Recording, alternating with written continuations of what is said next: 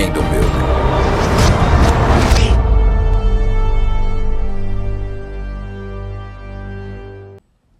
All right, let's keep going.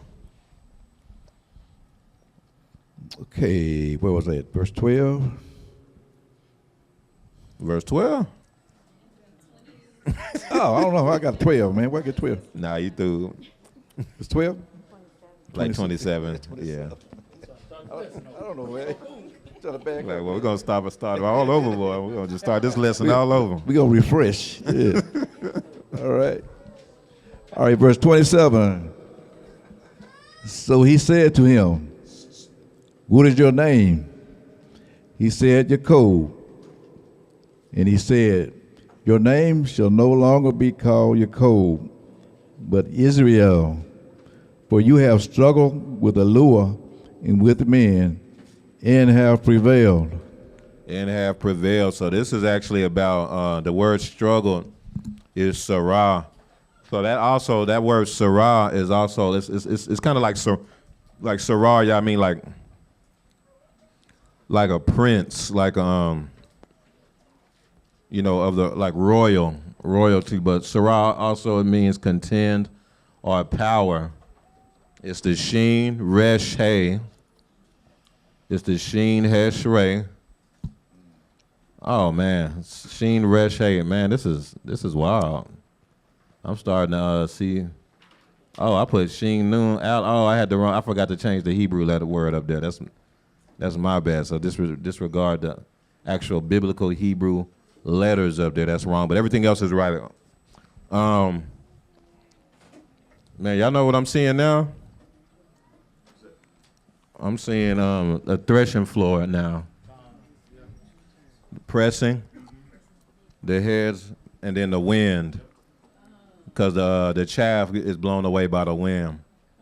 So that just lines up with the crushing that's needed to be able to. It supports what we've been talking about, and what I was saying is that when the wrestling with Yaakov and the Malak was a picture of his life, how he has been holding on, he's been struggling, he's been fighting for this blessing, y'all, his whole life. He's been living his life for this blessing, for this inheritance, for this promise. That's his whole life surrounds around him. Fighting for it. And his mindset, he is not going to let go till he receives it. He proved that through his life. You get what I'm saying? So the wind blew, the chaff blows away, but the real heads of the wheat, they're gonna remain. They're gonna stay right there, right? What is stube is gonna stay. And so, but another aspect of this is about the chiefs of light being revealed, or it's about these leaders of light. So you have the light, the sheen, you have the roach, the head, the leaders are chiefs. And then the hay is also the aspect of being revealed. You see what I'm saying? But it still goes back to the threshing floor, y'all. It still goes back to that. Because when the chaff is blown away, then the real stuff is revealed.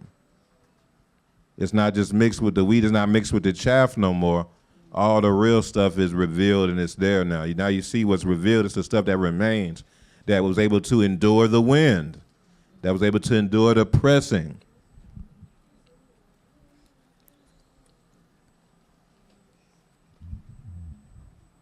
That's who the sons of light are. It's this company of people. And that's why Yaakov, that's who he was hanging with. That's the company of Malachim he was with before he met with Esau. It's these sons of light. It's these company of people that are eternal beings from the Shamaim who endure to the end.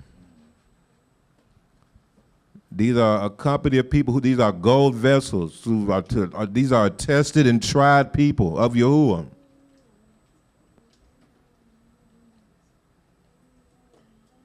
A tested and tried people of Yahuwah who are submitted to Yahuwah. They are submitted. They are humble. sons of light are not prideful. If somebody's moving in pride, they may be actually a child. The children of darkness are full of pride. Oh man, they full of pride. Yeah. Go ahead. The analysis is it's about the chiefs of light being revealed, or about the leaders of light being revealed.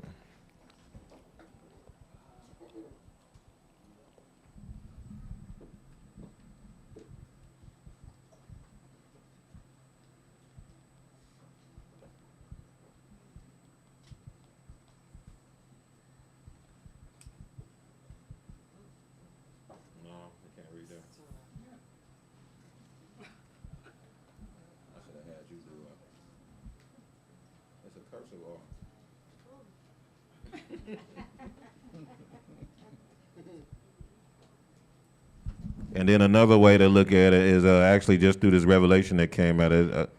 It's a crushing their heads, and then the wind. It's like a threshing floor. So it's like a crushing, because you know the threshing floor is where you crush the heads of the grain, right?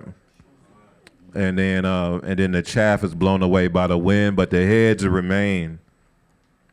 The heads that were crushed by they don't blow away by the wind. They endure. You see what I'm saying?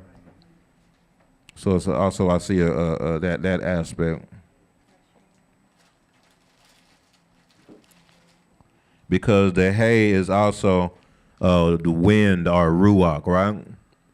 Y'all know that, right? Right? Okay, all right. Yeah, y'all almost scared me for a second on that one.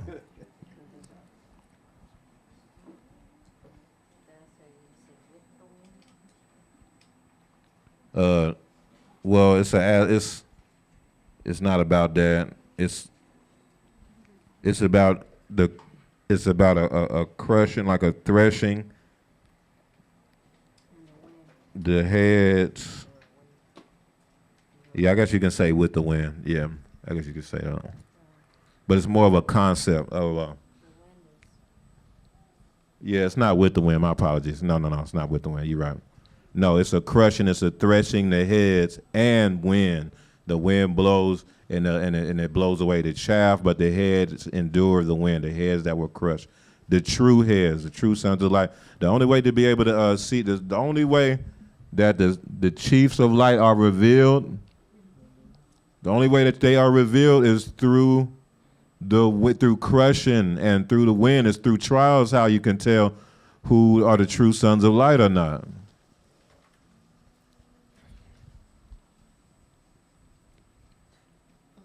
Oh, y'all supposed to redo this a little bit better. There we go. Yeah. I'm supposed to black out something? Yeah, I might as well. Well, it's all right. Yeah, that's too. It ain't gonna work. I'll just do like that. There you go. Just so y'all know that ain't legit. But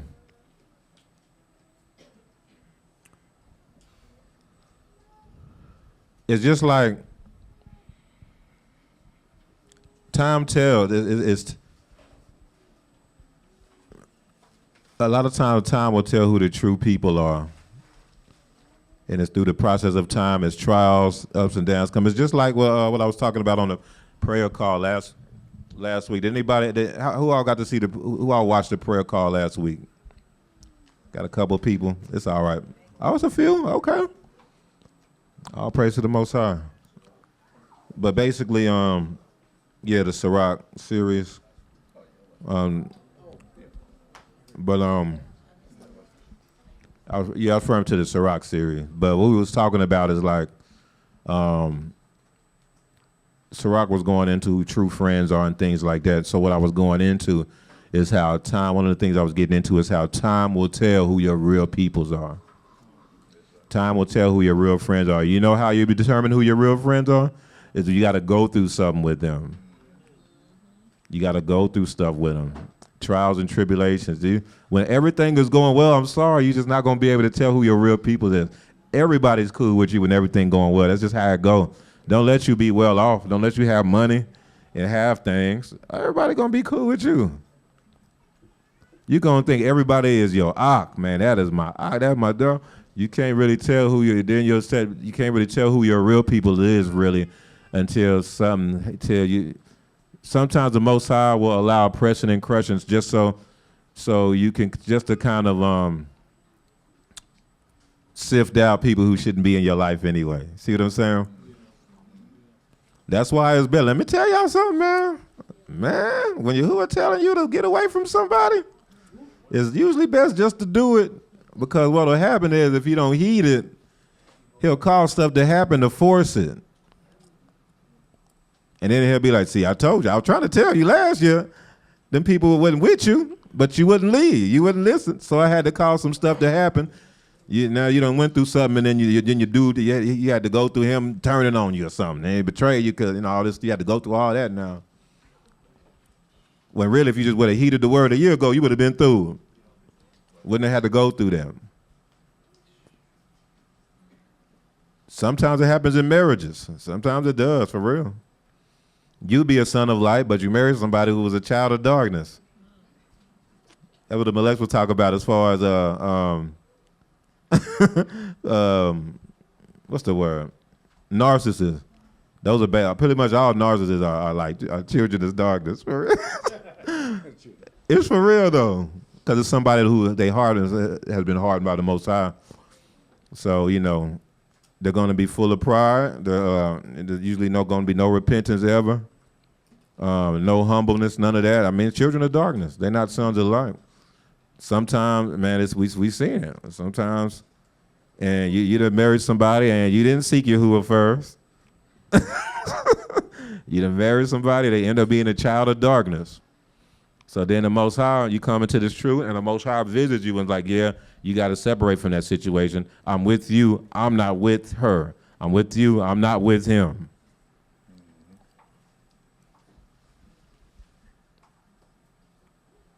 Then you don't heed the word, and what happens? The Most High causes some stuff to happen to force it. It's real. That's what I went through. It's real. He's going to make it to where you don't got no choice. It's going to happen. Because trial and tribulation, a lot of times, the pressing is sometimes what's needed in order for the real heads to be revealed. In order for the real to see who's set apart and who's not. See, the chaff is going to blow when the wind blow. Oh, when the wind blow, they're not going to stick around. They're going to blow in that. But the real heads are going to stay in. It's just like gold. We're supposed to be vessels of gold. You know what I'm saying? What's the impurity they call that with the gold? What they call that again? The dross. The dross is going to burn away with the fire, right? So it's fire and wind. These are the two things of testing, ain't it? The fire, the dross is going to burn away. The gold gonna stay there though. The gold, when the fire comes, it make the gold even better, don't it? It make the gold shine even brighter. You know what I'm saying?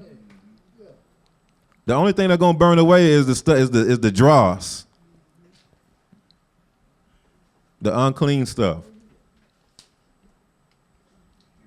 Man, look, let me tell you something. Some of y'all might have used to do this. I did, so I raised my hand. Man, you walking around with that plastic gold on, that fake gold on? You got that fake gold earring, but it's big. It's like this big, boy, and that mug shining too. You can't tell.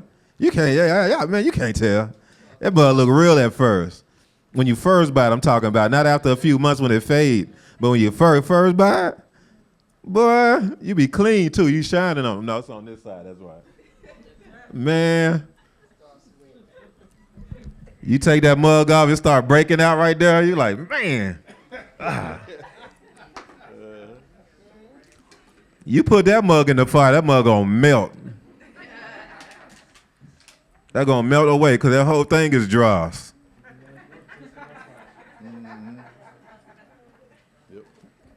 But that real gold, it's just gonna get shiny. It's gonna look better and better. The more the fire, you turn that fire up, it's gonna look better and better. Con. So, how do you hold on to the blessing like Yaakov?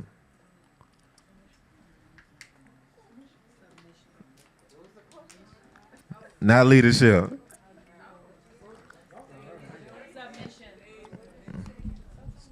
The question is, how do you hold on to the blessings like Yaakov did? Say it again. Submission. She got it right the first time, but we had to ask the question again so y'all know what the answer, what the question was to answer. That's how Yaakov held on to the blessing. That's how he held on to the Malak. That's how he held on to Yahuwah. The way that you hold on to Yahuwah, my bad. Go ahead. What you gonna say?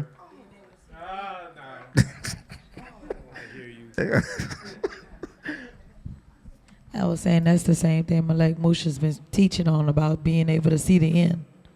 Gotta hold on, gotta see what the end gonna be. You say you a child of Yaakov. You should be able to do this. That's who we are. He did it. He held on for 20 years. Actually longer than that, but we'll just say 20 plus years. Man, 6 months in, well, we be like, man. What just came to my mind when he was saying wrestling with him, with the Malak, that he wasn't physically wrestling with him. It's those years that he was wrestling, being submissive, and just being submissive and doing it for a long time and not wavering and not giving up. So that's how he was wrestling with him. And he prevailed because he didn't stop. He didn't give up. That's it.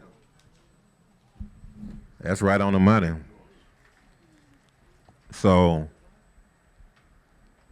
listen, now this is something that y'all got to ask yourself. Y'all got to be honest. Like, how are you moving in your submission? Like, think about some of the words that's been gone out. So think about some of the things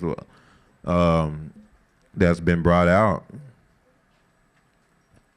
How y'all moving in y'all submission? Think about the little things. Because listen, rebellion starts with the smallest things. It can start. It can.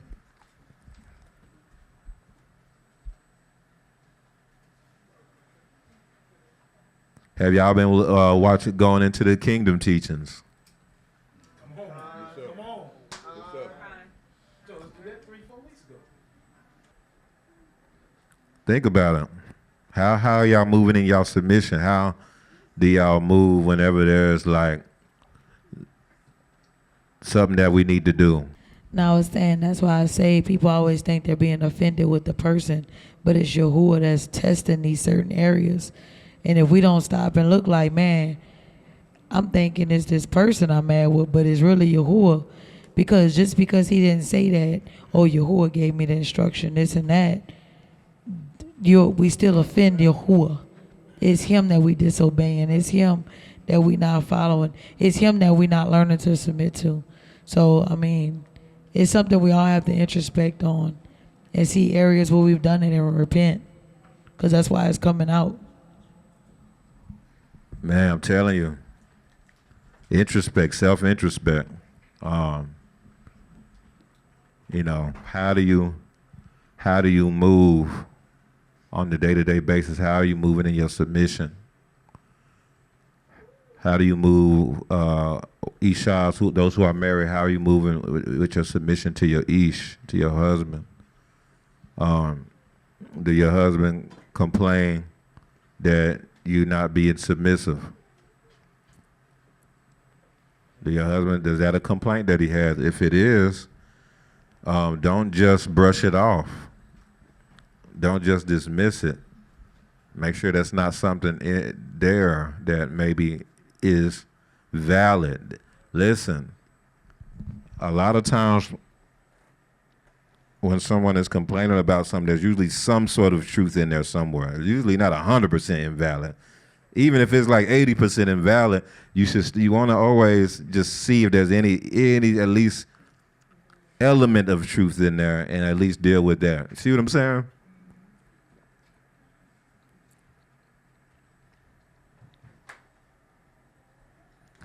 Husbands, if your complaint is your Isha is not submissive enough or is not submitting, how are you submitting? How are you submitting to your leaders, to Yahuwah?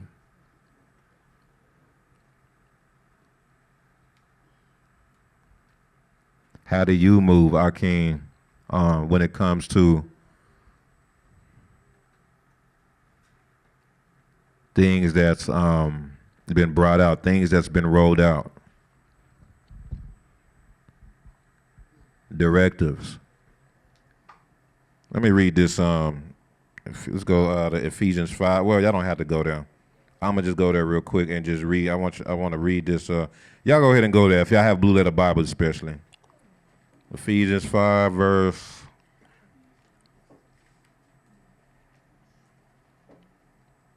22.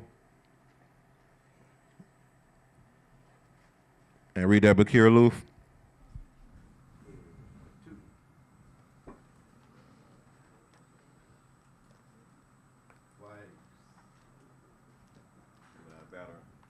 No, it's all right. Wives, submit to your own husbands as to Adonai. All right, so that word submit is hypotasso. Y'all know I don't be into Greek like that, but you know, do my best. But it's G5293, and what I want to look at is in the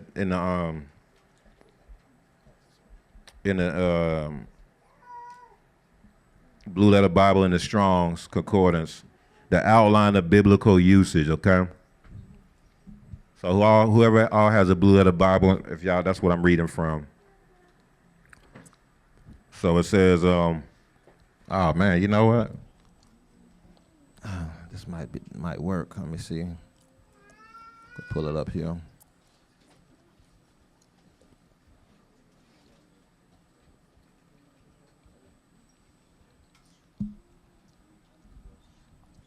I don't know if y'all will be able to see it though. We'll try.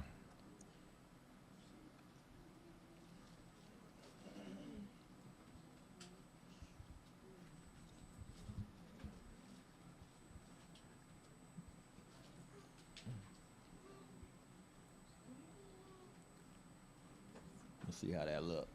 That look pretty small. I think when you click it open, it may be bigger.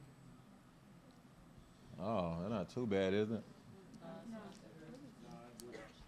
All right, because this is what I want y'all to look at. All right, so this is the outline of biblical usage, so it's letting you know how it's used in the Bible, basically, generally speaking. To arrange under, to subordinate, I mean, in other words, to come under. To subject, to put in subjection. This is the word for submission, okay? To subject oneself, obey. To submit to one's control. To yield to one's admonition or? That's a big one. That's a big one, Akeem. Okay. Let me ask you this. So, dealing with a situation, reach out for advice. I say, hey, I really believe you should do 1, 2, 3, and 4. You be like, okay, told out for the advice, and then you go do 8, 9, 10 instead.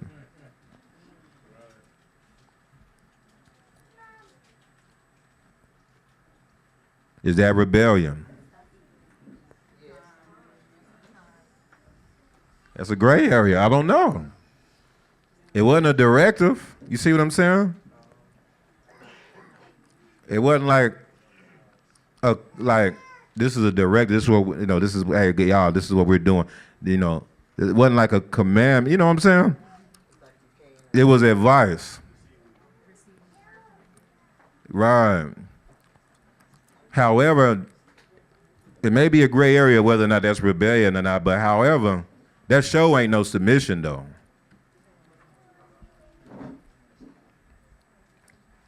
Actually, that's a sign that there may be if you not receiving counsel from your heads, that's a telltale sign there may be something in you that's just not submitted like that.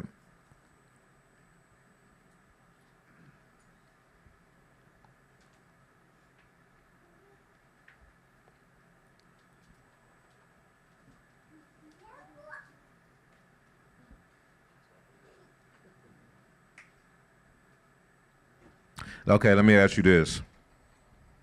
Is the Most High ever going to come at you for taking counsel from one of his leaders?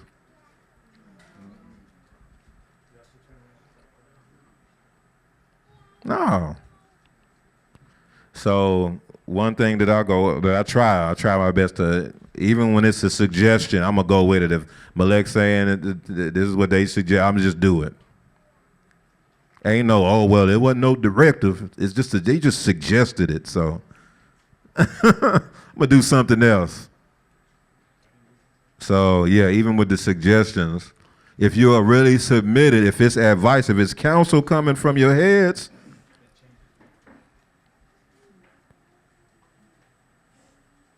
just do it. Especially if you ask, because a lot of times I don't know who asked. Hey, we got this going on. Yeah, woo. And then don't do it. Y'all get what I'm saying? Because we're trying to look at, again, we're talking about a different level of submission. We're talking about like submission like our forefathers, y'all. This is where the power is at. It's really what it's about is full trust in Yahuwah. I can't emphasize that enough. All right, let's keep going though. Yes, sir. So it's I think it's a cultural thing, because I think in our Western mindset, we take suggestions as like, oh, that's just what they would do if it was them, but they not me. I mean, we wouldn't say that out loud, but that's really what we thinking. I done been there. They not me, so they don't fully understand, but you can even challenge yourself on it, because if we sat at the feet of Yahusha and said, man, Yahusha, what should we do? And Yahusha was like, man, I think you should do this. Ain't nobody in their right mind gonna be like, yeah, nah, I ain't doing that. He ain't never walked in my shoes. So I only say that because from a Hebraic culture, you would have people sit at people's feet. Mary and Martha, Mary sat at his feet. Man, I was talking to Hadassah about that. She sat at his feet and she learned. And Yahusha's like, man, she's chosen to do what's best. Feet, number 10, submit it. Submit it.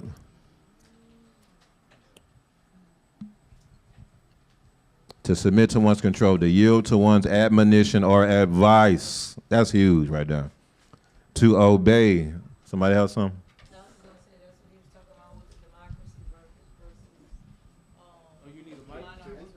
Oh, you're talking about Musa Serial? Yeah, man, that was huge. That was powerful, man.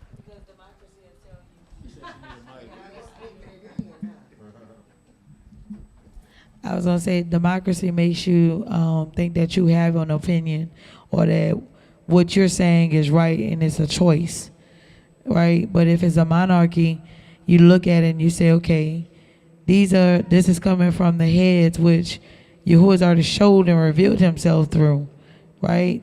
And I understand that if I trust in you, that this is what you will recover whatever may have been lost or whatever the situation, because that's the whole point of him validating and vindicating, is because of your submission and obedience to move in the order that you were being shown.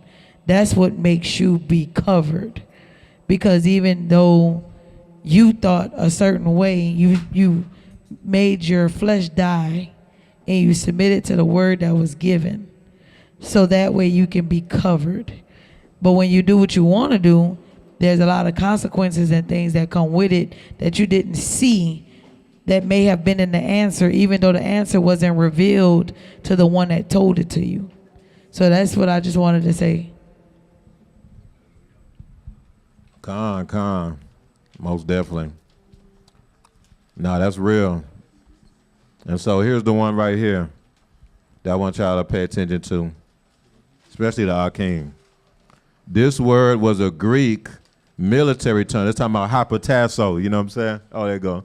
Hypotasso. This word was a Greek military term meaning to arrange troop divisions in a military fashion under the command of a leader. In non-military use, it was a voluntary attitude of giving in, cooperation, assuming responsibility, and carrying a burden.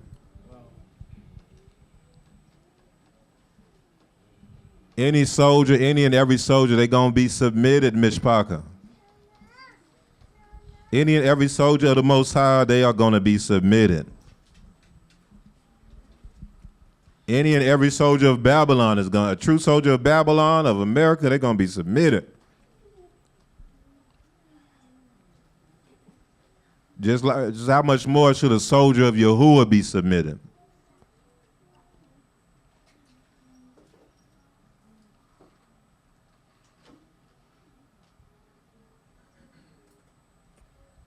So, all right, wrapping it up.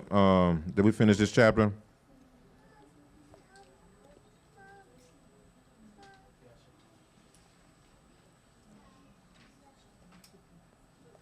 We finished the chapter 32, Mishpaku. We at the end.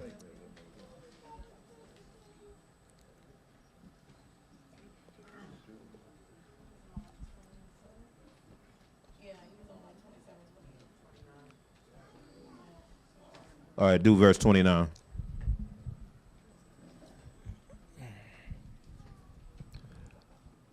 All right. Verse 29.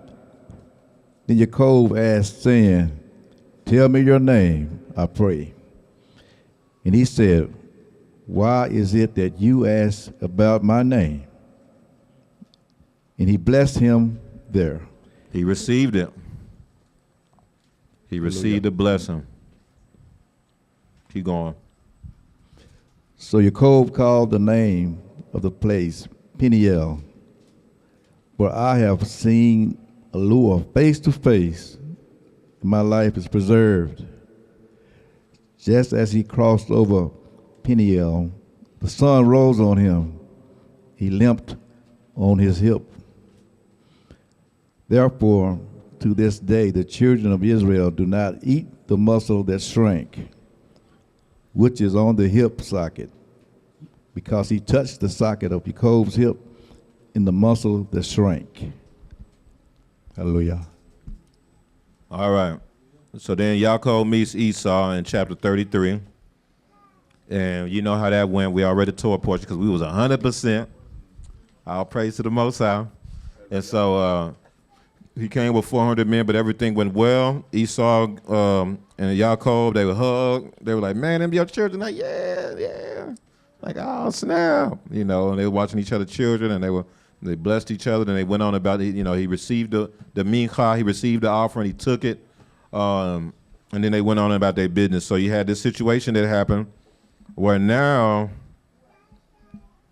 it's like now, Yaakov is receiving the blessing. Now he's walking in dominion because he had the encounter with Esau, and now he is freed from his debt to Esau in a sense. You get what I'm saying? And so now he's separated from Esau. Esau is no longer after him. He's freed from that situation. Now it's time for Yaakov to move in dominion. So let's go to verse 18, chapter 33, verse 18.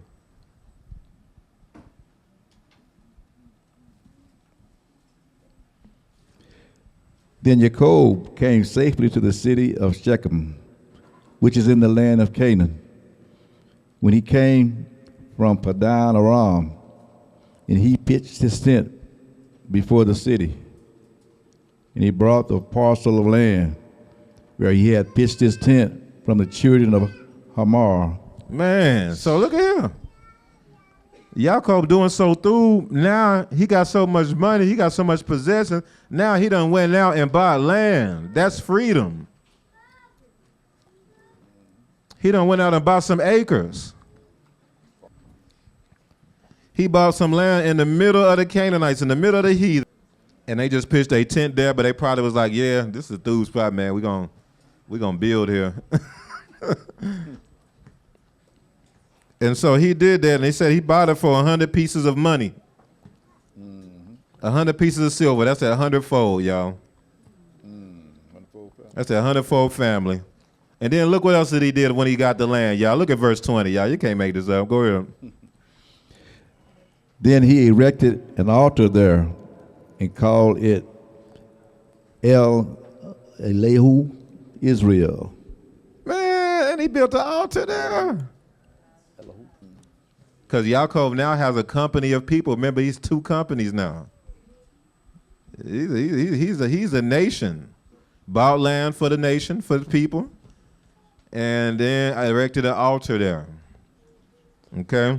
So then you skip to chapter 34. And then that's where the incident happened with Dinah. Okay? So chapter 34 happens. And then so they living in the land, they chilling. You remember what happened in Sukkot? You in the midst of all these nations, right? You got all these Canaanites everywhere, and Amorites and Hittites and all this stuff. And so Dinah, she went out walking by herself. She probably went against the Torah. She probably would have get Dad probably done told her for I don't know how long. Hey, when you go, make sure you have one of your brothers with you. Don't just go out there by yourself.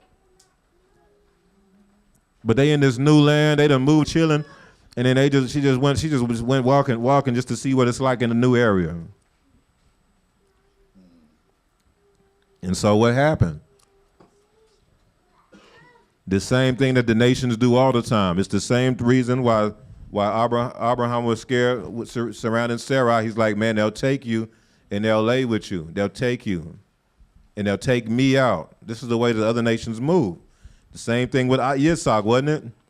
Yitzhak was like, man, Rivka, tell them you my sister. Because if you don't, they'll take me out, and then they'll take you and steal you and lay with you. Now Yaakov is here, and that didn't happen with Yaakov, right? I don't think. That didn't happen with Yaakov and Leah or Rachel. He was in captivity with them for 20 years. So he just wasn't in no situation where that was a thing. Soon as he gets free, but they got his daughter, man.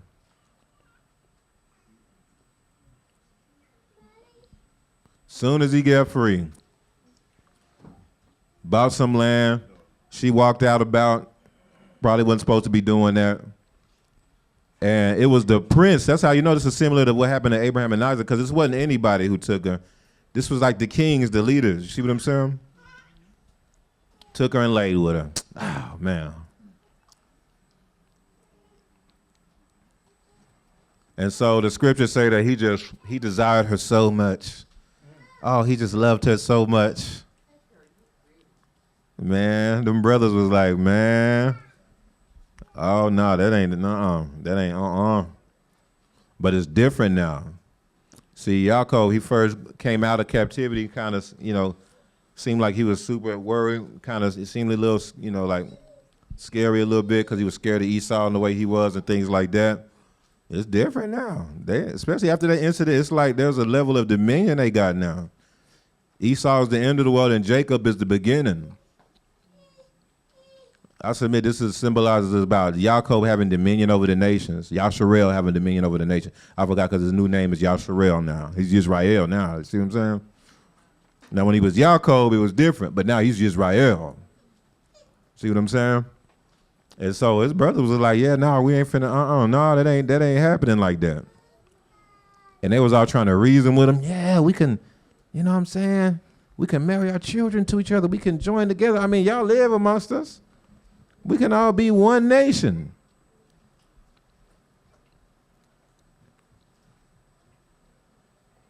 And then we know what happened. Simeon and Levi rose up and sacked the whole city. He said they killed all the males with the edge of the sword. But this is what else happened.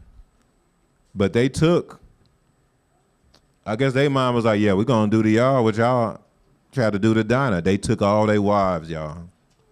They took all the yellow deer, took all the women, y'all. All the animals. They took everything. It was like, okay, property of Yasharel. Dominion, though. Man, it's different now. Yaakov has a dominion now.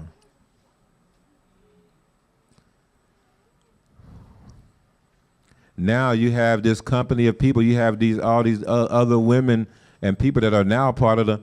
We know that because even the Most High told Yaakov to go head back to Bethel, I believe, something like that, and then he had to tell him, "Hey, purify yourselves. Throw away all your idols." Yeah, he went back to the promised land with them. They became a part of the camp. You see what I'm saying? Spoils of war. Spoils of war. They had to submit to in order to do that, because the Torah says you can take these women, but they have to shave their hair and pare their nails.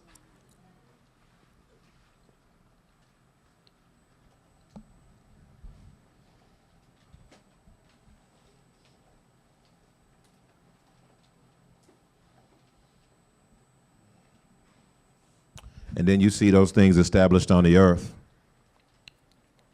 Then the next chapter, it goes into all the kings and the princes of Esau, of Edom. Because, remember, Yasharel wasn't an established nation yet, but Esau was. So that chapter goes through all the kings and the princes and the chiefs of Esau, because what it's showing is that Esau had the dominion.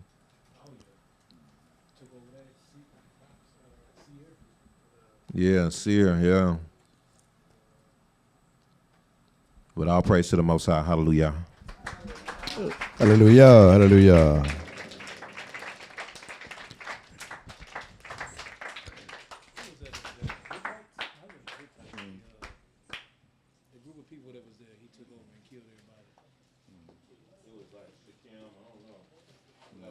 Caveman, I can't remember what they call, but they weird. They don't got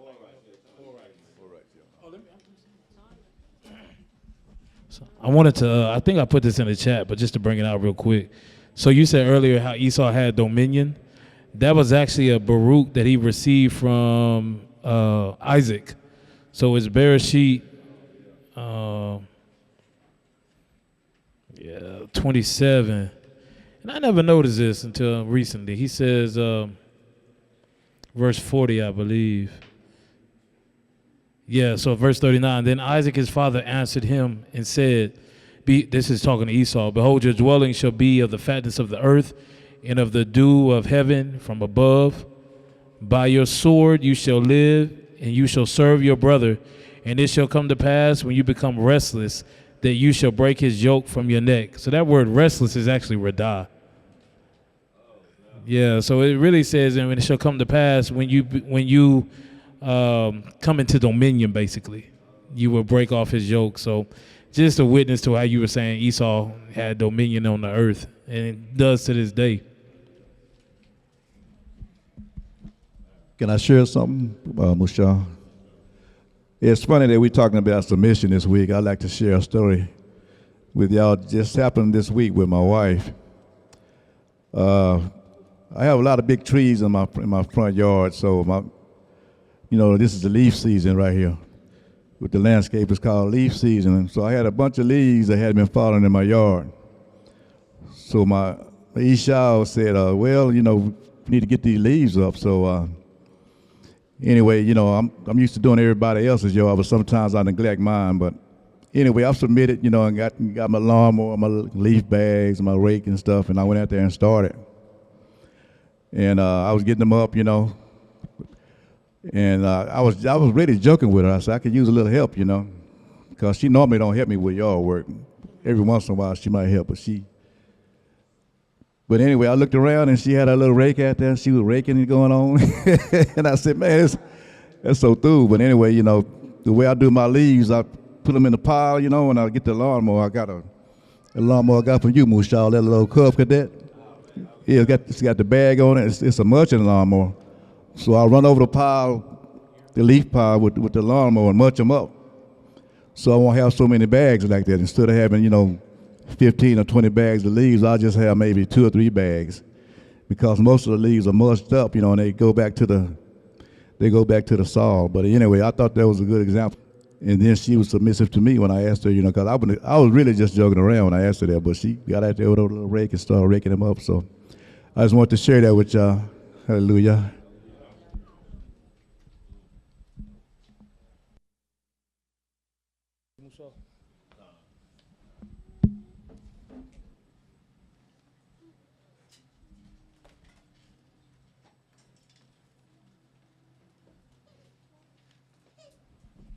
All right, so we starting at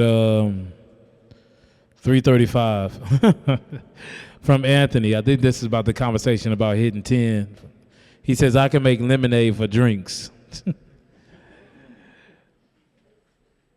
Then I put the quote in here, submission is yielding your control. In my Ori, I said, true submission don't ask questions, it's doing a word. And I was, that is kind of tricky. And Mushaw actually wound up bringing this out in the lesson. But yeah, you know, it's kind of one of those things where, you know, just something to consider. It's not necessarily a bad thing to have questions. It really just depends on the heart behind it. You know, the context of the question is more important than the content. Because if you're asking questions like Mushaw said because you don't want to do it, then now you just in rebellion no matter how many questions you ask. But if you're really trying to get the understanding of it, it's like, man, how do I do that? Who was that? Zamar? Okay, all right. No worries. But if you're asking like, man, how do I do that? Then it's, you know, that's different. So you can have questions, but. Yeah, when it comes to questions, listen. Sometimes we might not always be able to discern that you're coming from like bad intentions, but the Most High always sees it, y'all. The Most High will always see it. So you just always want to, you know what I'm saying, keep that in mind. You can't get nothing past Yahuwah. A call that said you can't lead until you first follow leadership. And then she said, if you can't honor/submit to the ones you can see, you won't honor the one you can't see. Malek Musha has spoke on this many of times. Come on. Radayahu, Malek Musha's definition of meek was, paraphrasing, knowing who you are and what you have, while also knowing that you deserve none of it, and Yahuwah gave all of it to you out of his grace and mercy. That's it. Yeah, that gratitude, man, definitely. Ima Angie, one of the ways a Leo, is that right, Ima? I thought you was talking about a lion. A Leo, that's what they call them, young lions. A law enforcement officer will make a person, usually bruised, submit is by telling them to put their hands up in the air above their heads, all 10. Dang. Oh, man, y'all are on it. Wow. Man.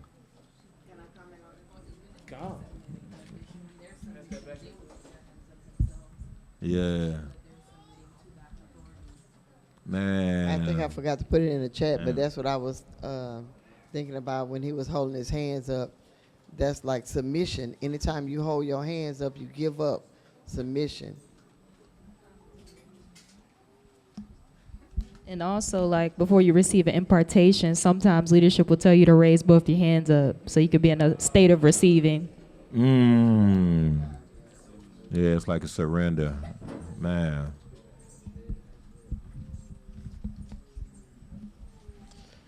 Isha Hadassah. Oftentimes with rebellion, there is something that will lead you to be rebellious. There's a root. And she put a semicolon in here. She's so smart. Yeah, I was like, what is that? She said, man, I'm telling you, one run-on sentence. All right, so she said, there's a why, a reason you were unsubmissive. Whether it's control or fear or pride, really could be several things. So if you find yourself moving in even subtle rebellion, ask yourself why you didn't submit. I didn't do it because, or I did it anyway because, and that should point to what needs to be uprooted. Man, that's real. That's deep. That's deep. Man, Shimshon said his submission saved him. That's Yaakov. That was before you jumped into that deep. Oh, snap. Yeah. Yeah, that's real. Redayahu. If you receive the word, you will be covered and lifted up like the ark was lifted up by the water. But if you rebel against the word, you will be breached and sink or drowned due to a lack of covering. No kafar. Man. That's it. That's it. If Receive you- a word from the head. Man. Okay, I got a few more things I want to bring out too. Noah was extremely submitted. Like when you go back and think about it, Yahuwah told him to build an ark in 100 years. So for 100 years, every day, he was putting his hand to the plow, building that ark. And of course, he was having doubtful thoughts coming to him, things like that, of that nature. Everybody in the whole world around him was like, bro, what are you doing? Like, you tripping? Like, that's not gonna happen. Trying to build other stuff and things like that. And he stayed focused in the Most High. So that was a big thing. Man. And then I was watching a No Hebrew Left Behind lesson that Hadar Zamar did. And he was talking about how they're always gonna have to go through stuff before you receive a blessing. Like, man. And the main example that they used was Abraham, and how he told Abraham he was gonna give him all these blessings, but the first situation that they put Abraham in was he had to tell his wife to act like she was his sister, and he put Abraham in a position to where he could have possibly lost everything that he loved. Yeah. And then he was saying, Hadar was saying, he was like, it's all about how you perceive things, because Yahuwah doesn't just give you blessings, because if you don't have to work for the blessing, then you're not gonna perceive it as something that's great. If you don't, as something that's valuable. If you don't have to work as hard for it. And then another thing that I got was to make sure that Yahuwah's will is the priority when you asking for stuff. Because if you don't make sure his will is the priority, then Yahuwah, he might just give you what you asking for.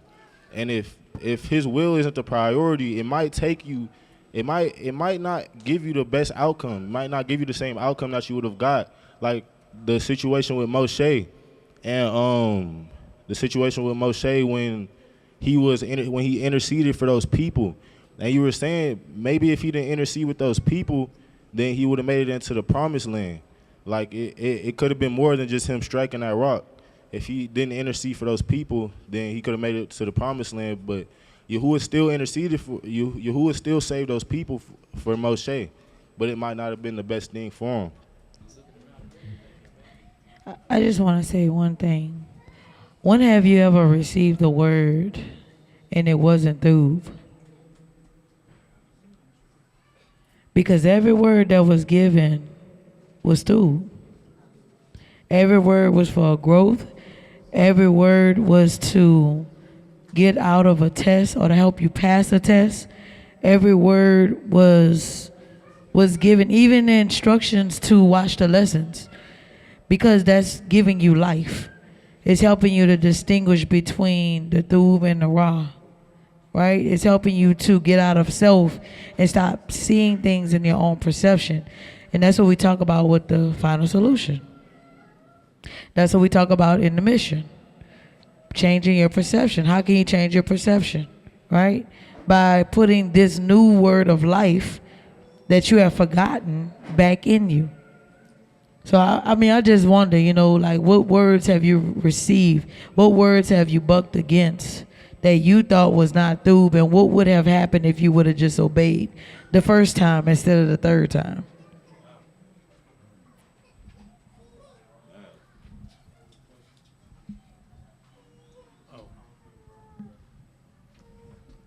So Iman Oria, we at 447. 447. She said, Kapar is on the 10th day, receiving a word, in 7th month, being complete. The word making you complete. That's a through way to look at that. That's a great way to remember Kapor. She said, true submission is going through without giving in or giving up, no matter what the situation, keeping your eyes on Yahusha and the end goal. Bethel said, just because you are submitted doesn't mean that the end result is going to be what you think it will be. Jacob was submitted to what he was told to do, but it still wasn't easy. It was the blessing in between. Man, that's it. It was the blessings in between, the trials and the journey that he had to focus on to endure, keeping his eyes on the promise of Yahuwah. That is it.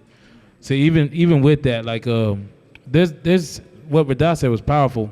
I almost forgot about this because Jacob received his name when he wrestled with the Moloch, but he actually wasn't called that until after Rachel died. Yeah, so he would say, man, no longer should your name be Jacob, it should be Israel. And then later on, they would go to Shechem. He say, no longer will you be called Jacob, but Israel. Then on the way leaving Shechem, Rachel died, and then it says, then Israel packed up and left, paraphrasing. But all the way up until that time, he was continued known by Jacob. So it was the trials that really brought about the function of Yisrael. And that's what I see with what Bethel is saying here. Ima Oria. But he did get a blessing. 12 tribes, Mashiach, from his bloodline, numerous seed. Oh, yeah, Khan, Ima, Khan. Amma said, Jacob went from Laban giving him money to become an entrepreneur. Jacob didn't make any money from his business at first. However, he remained submissive, separated himself from Laban and Yahuwah, blessed him to be successful. Man, I was thinking about, she ain't over there. I was thinking about that. Many of us have left a paycheck to start a business for this kingdom. We may have lost money in the beginning and saw no profit. However, through submission, Yahuwah baruched our businesses to thrive. Hashtag kingdom business. Anything you sacrifice for Yahuwah, he will return it 100-fold if we are obedient. God. Ooh, that's Hebrew right there. Akalesh, the meaning of my name, one who Yahuwah covers through the shepherd, through a strong pressing / crushing. That's beautiful right there. All praises to the Most High.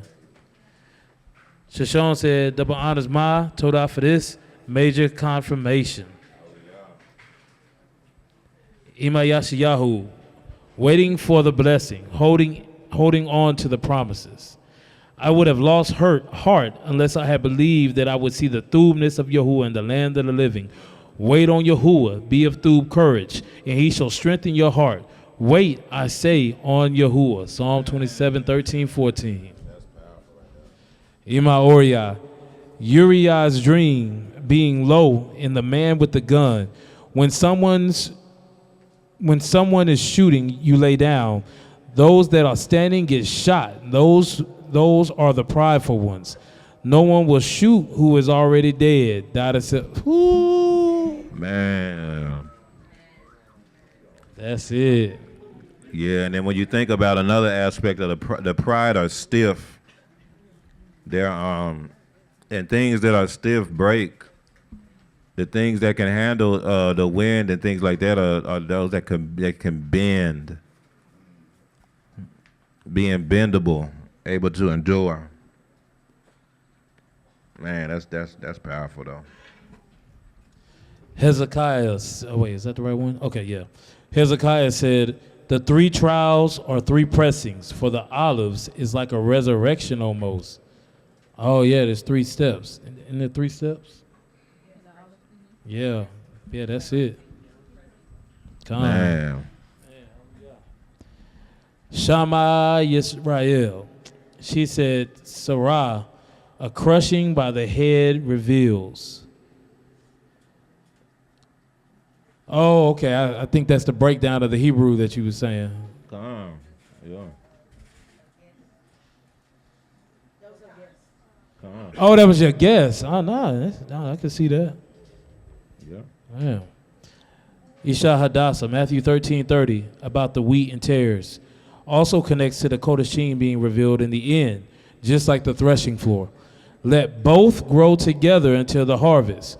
And at the time of harvest, I will say to the reapers, first gather the tares and bind them in bundles to burn them, but gather the wheat into my barn. Oh, yeah, that's what I was talking about earlier.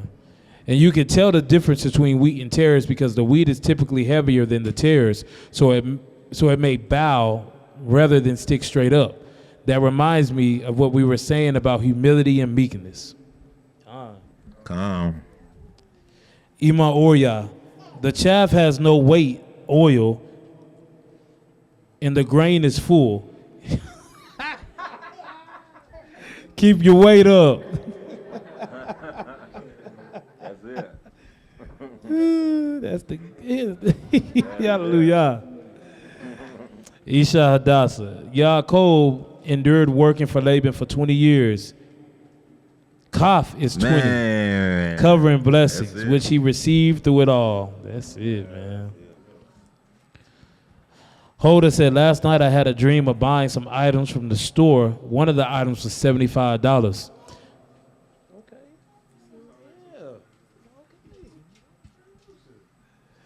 Then right before I woke up this Boker, I heard a voice say 75, and this is what it says.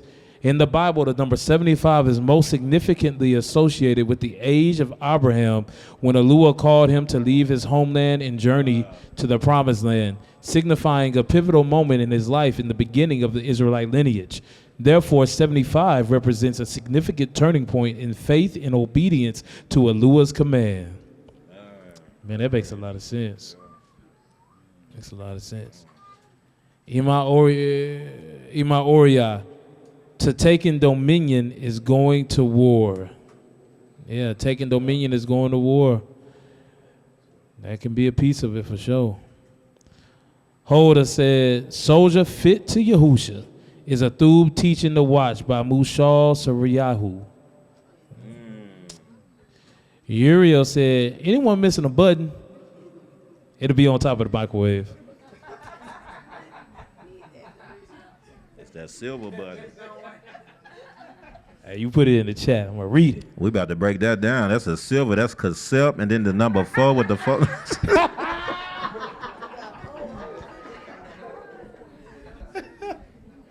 Shashawn said, fire, fire, fire. Fire, fire. It was 5 of them, though. That's Ish. You know what I'm saying? With the 4 from the button. Bakir Luviewball said, remember what you do in the darkness will come to the light. You might be able to fool leadership, but you can't out-slick the Most High on your submissiveness, as Mushal touched on. Yeah. Okay. And that's it. All praise to the Most High.